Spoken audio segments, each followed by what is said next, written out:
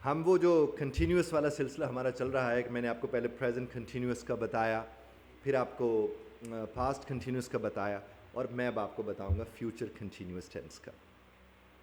اس میں جناب کیا ہوتا ہے، آپ کو یاد ہوگا جب میں نے آپ کو فیوچر خالی پڑھایا تھا تو اس میں نے آپ کو بتایا تھا کہ جناب ول کس کے ساتھ لگتا ہے اور شیل کس کے ساتھ لگتا ہے۔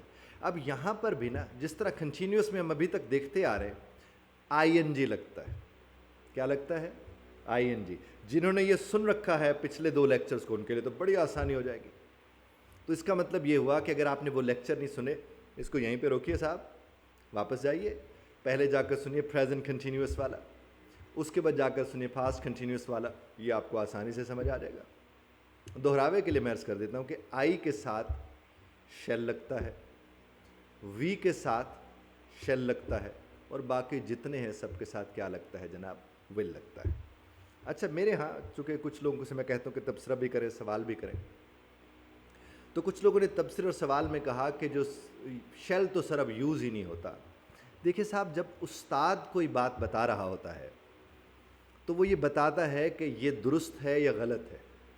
جہاں تک تعلق اس کے استعمال کا، تو وہ تو میں آپ سے بالکل سہمت ہوں، اگری کرتا ہوں کہ شیل کا اتنا استعمال نہیں ہو رہا جتنا ول کا ہو رہا ہے۔ لیکن اگر آپ نے میرے وہ لیکچر سنے ہوں گے تو میں نے اس میں ایک بات عرض کی تھی کہ شیل کا استعمال وہاں پر ہو رہا ہے جہاں کبھی ول کا استعمال ہوا کرتا تھا۔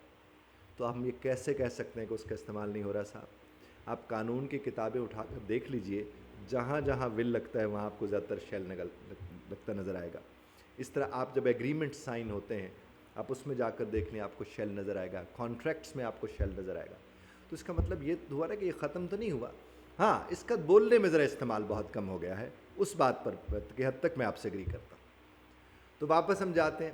اب ہمیں پریزنٹ میں اور پاسٹ میں تھوڑا یہ والا ایشو ضرور تھا کہ اس میں ڈھیر سارے ہیلپنگ وربس تھے، جیسے جناب از بھی تھا، ایم بھی تھا، آر بھی تھا، واز بھی تھا، ور بھی تھا، اور اس میں تو صرف 2 ہیں، شیل اور ول۔ اور کرنا کیا ہے، شیل اور ول کے بعد بس بی لگا دیجیے۔ شیل اور ول کے بعد کیا لگا دیجیے؟ بی لگا دیجیے۔ اس کے بعد آپ نے آئی این جی لگا دینا ہے، جیسے it will be raining, it will be raining, بارش ہو رہی ہوگی، وہ آ رہے ہوں گے، دے ول بی کمنگ، وہ آ رہے ہوں گے۔ ہم کھانا بنا رہے ہوں گے، we will be making food.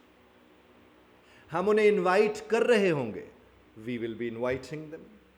اب یہاں میں نے بولا نا we will be inviting them, درست ہے۔ We shall be inviting them کا مطلب بھی غلط تو نہیں ہوگا صاحب۔ تو بالکل اسی طرح سے مثلا ایک خاتون کو ان کے بہن نے دور سے فون کیا کہ کل تم اس وقت کیا کر رہی ہوگی، تو وہ کیا جواب دیں گے؟ میں اس وقت کھانا پکا رہی ہوں گی، میں اس وقت مارکیٹ جا رہی ہوں گی، میں اس وقت جاب پہ جا رہی ہوں گی۔ تو وہ کیا بولیں گے صاحب؟ یہی ٹینس تو بولیں گے۔ تو آپ جب آئے کے ساتھ، پھر سے آئے اور وی کے ساتھ شیل لگتا ہے صاحب، ول لگا دیں گے تو غلط نہیں ہے۔ جو باقی سب کے سب بچ گئے ان کے ساتھ کیا لگتا ہے؟ ول لگتا ہے۔ اور وہاں پر بھی اگر شیل لگا دو گے تو غلط نہیں ہوگا صاحب، استعمال تو آپ کر سکتے ہیں، یہ نہیں ہے کہ وہ غلط ہے، ہاں ذرا استعمال کم ہو گیا ہے۔ اور اس کے بعد بی لگائیے اور آئی این جی چلا دیجیے اس کے ساتھ۔